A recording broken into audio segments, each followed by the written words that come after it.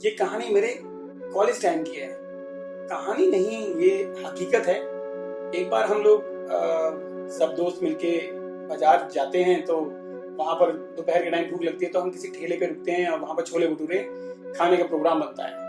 और वो छोले भटूरे वाला भैया हमें बढ़िया से एक प्लेट में छोले भटूरे डाल के सबको अलग अलग दे देता है और हम लोग उसको खाने में मग्न हो जाते हैं।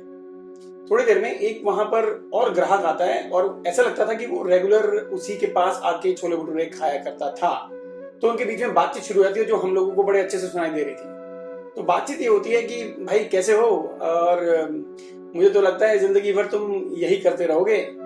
तो छोले भटूरे वाले ने बोला कि भाई साहब आप भी कुछ क्या नया कर रहे हो, वहीं पर ही हो, उसी कंपनी में हो, वही काम कर रहे हो। कहते नहीं, कल को हो सकता है कि मैं यहाँ का एरिया मैनेजर बन जाऊं तो मेरी तो इंप्रूवमेंट हो जाएगी। तो वो भी मुस्कुरा के कहता है कि आज मेरे पास ठेला है, हो सकता है कल को मेरे पास छोटी सी एक दुकान हो। तो वो बंदा फिर से उसको बोलता है कि भाई एरिया मैनेजर के बाद तो मैं मैनेजर भी तो बन सकता हूं। तो वो भी बोलता है कि मेरी छोटी दुकान के बाद मैं बड़ी दुकान भी तो खरीद सकता हूं। तो इस तरह से काफी देर तक ये बात चलती रहती है और उनके बीच में ये घमासान हम सुन रहे होते हैं और मुस्कुरा रहे होते हैं क्योंकि मजा आ रहा होता है उनकी तकरार सुन के। थोड़ी देर के बाद, क्योंकि अभी तक जितने भी सवाल हो रहे होते हैं वो उस आदमी की तरफ से हो रहे होते हैं छोले भटूरे क्यों। अब छोले भटूरे वाला उससे एक सवाल पूछता है जो अगर देखा जाए 100% का सवाल था। उसने पूछा कि कल को सर जी आप मैनेजर बन गए, आप मैनेजर बनने के बाद अपने बच्चों को क्या दे पाओगे। तो मैनेजर बोलता है मैं उनको अच्छे स्कूल में पढ़ाऊंगा, उनको मैं अच्छी अच्छी चीजें ला के दूंगा, मैं उनकी सारी की सारी जितनी भी उनकी जरूरतें हैं उनको पूरा कर सकूंगा। तो कह रहा है बस इतना तो मैं भी कर लूंगा और मैं कर रहा हूं। मैं अपने बच्चों को अच्छे स्कूल में पढ़ा सकता हूं, मैं अपने बच्चों को अच्छी चीज ला सकता हूं। कल को अगर मेरा भी बहुत बड़ा बिजनेस हो जाएगा तो ये सारे काम तो मैं भी कर सकता हूं।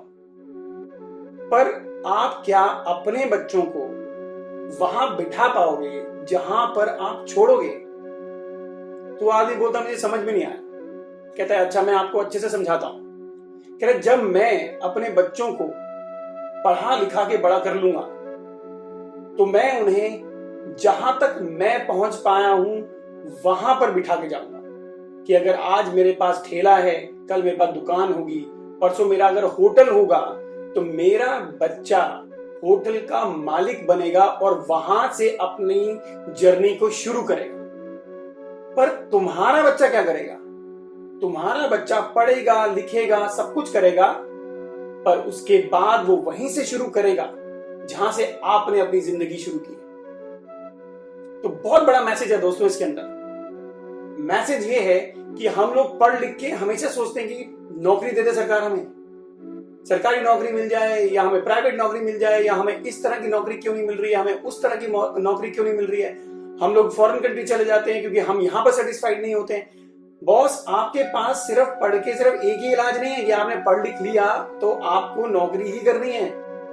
आप स्टार्टअप कर सकते हो, आप अपना बिजनेस खड़ा कर सकते हो, और वो बिजनेस वो स्टार्टअप आपके बच्चों के लिए अगली सीढ़ी होगा। क्योंकि जहां आप छोड़ोगे वहां से वो लोग शुरुआत करेंगे। तो सोचिए, only sky is a limit. ये किसी ने बहुत अच्छा बोला, स्काई इज अ लिमिट। तो मेरी बात पे गौर कीजिए, अपने बच्चों को पढ़ाइए लिखाइए, सिर्फ इसलिए नहीं कि उनको एक दिन नौकरी करनी है, इसलिए कि उनको एक दिन किसी को नौकरी देनी है। अगर आप मेरी बातों से सहमत हैं तो लाइक कीजिए, शेयर कीजिए, सब्सक्राइब कीजिए। धन्यवाद। आपका दिन शुभ रहे।